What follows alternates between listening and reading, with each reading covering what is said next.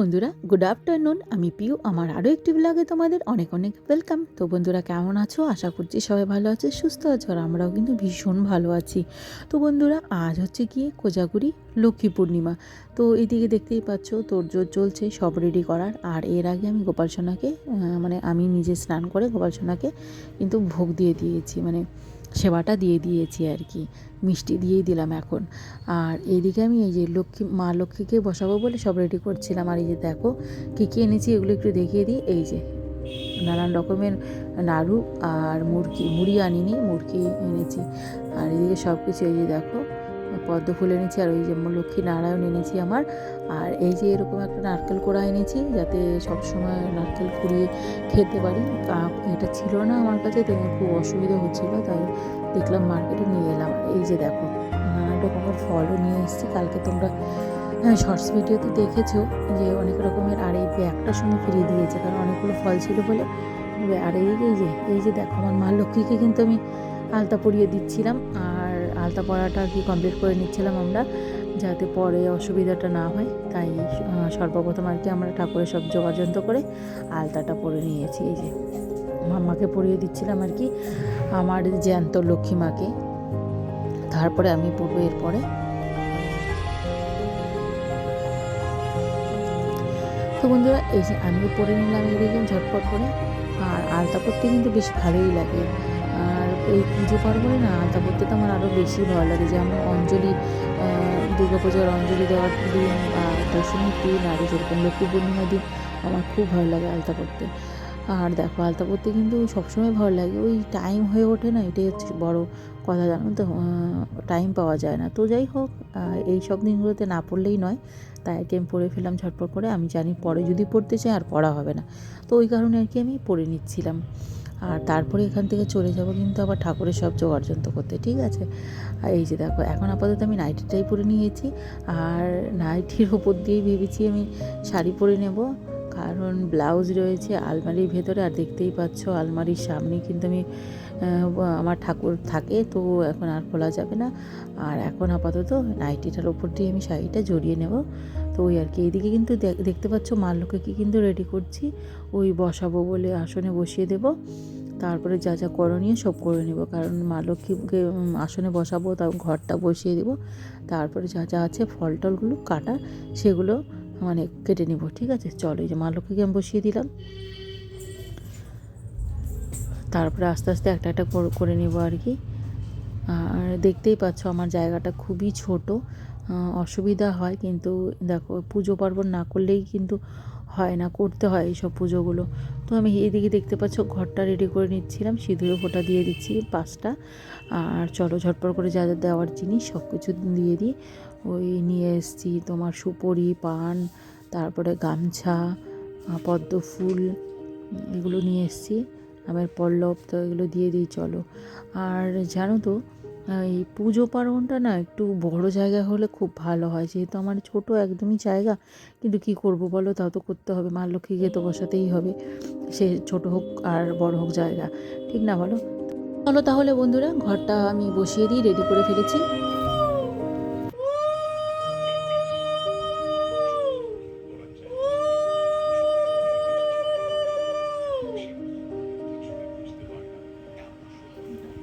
জানো তো বন্ধুরা, আমি কিন্তু উলুল একদমই দিতে পারি না, দেখলেই তোমরা কেমনভাবে দিই। আর কেউ কিন্তু ব্যঙ্গ করো না, ঠিক আছে।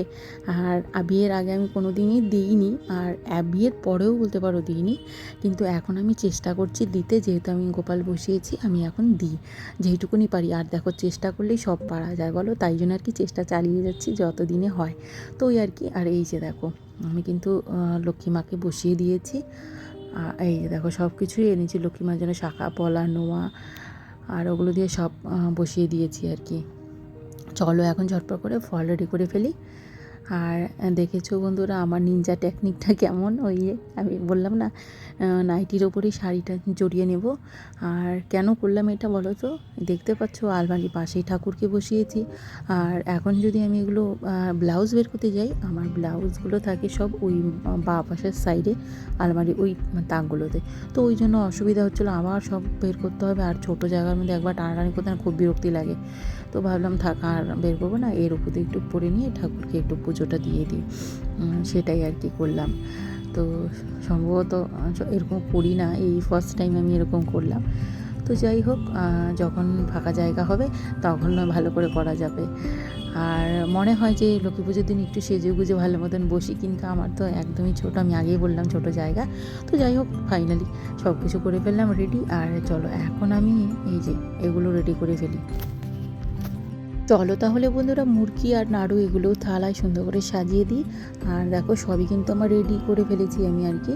ওইদিকে সন্দেশ, বাতাসা, তারপরে চাল কলা, আর এই যে 5 রকমের ফল, আর এখন শুধু এই নাড়ু টাড়ু এগুলো দেওয়ার পালা আর কি। আর দেখো মা লক্ষ্মী কিন্তু চালকলা খেতে ভালোবাসে, তো চালকলাটা কিন্তু অবশ্যই দিতে হবে। আর এখন শুধু দিতে হবে ওই নৈবেদ্য। তো ওই নৈবেদ্যটা আমি এখনও দিইনি, এগুলো ভেবেছি রেডি করে নিই, তারপরে আর কি দেবো। আর এইদিকে যে দেখো নাড়ুর কী বলো তো, নারকেল নাড়ুগুলো এত ফ্রেশ না, যে দোকান থেকে আমরা আর কি আনি ভীষণ ভালো। আর এইসব নাড়ুগুলো খেতেও কিন্তু দারুণ, জানো তো।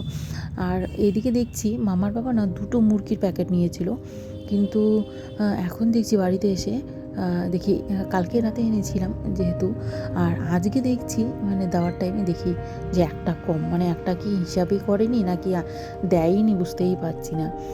তো যাই হোক, পরে দেখতে হবে। তো আর এদিকে দেখতেই পাচ্ছ দুধের প্যাকেটটাও রয়েছে, দুধটাও ঢালিনি এখনও চাল করার মধ্যে, ওটা ঢালতে হবে, তাহলেই সব কিছু আর কি আমার রেডি।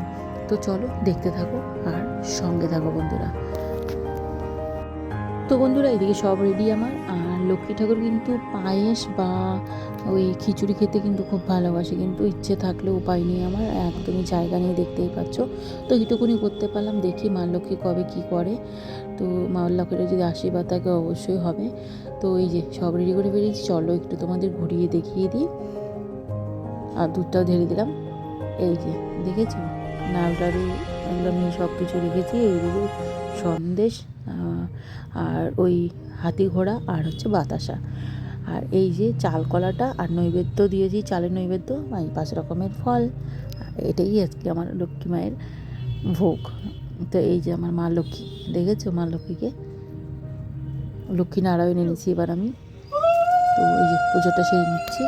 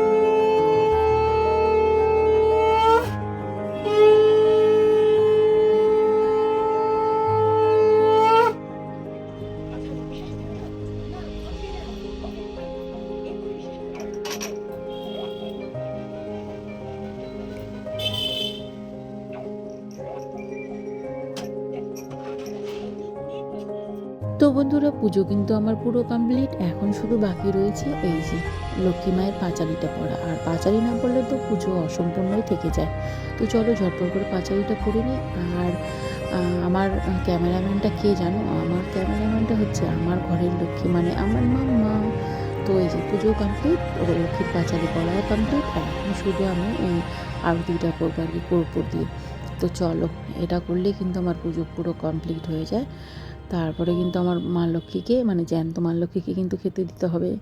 আর এখন ঘড়ির কাঁটায় ওই 4:30 মতন বাজে বন্ধুরা, এখনও পর্যন্ত কিন্তু আমি ভাতটা করিনি। মাম্মা যেটা খাবে আমিও খাবো আর কি, লক্ষ্মী পুজো করেও তো অন্ন খেতে হয়, মা সবসময় এই কথাটা বলে। তো সেদ্ধ ভাতটা করবো, সেটাই খাবো। তো এইদিকে পুজো কমপ্লিট হয়ে গেছে। তো বন্ধুরা ভিডিওটা ভালো লাগে লাইক কমেন্ট করে দিও। পরে নেক্সট ব্লগে দেখা হচ্ছে, সবাই ভালো থেকো, সুস্থ থেকো, টাটা।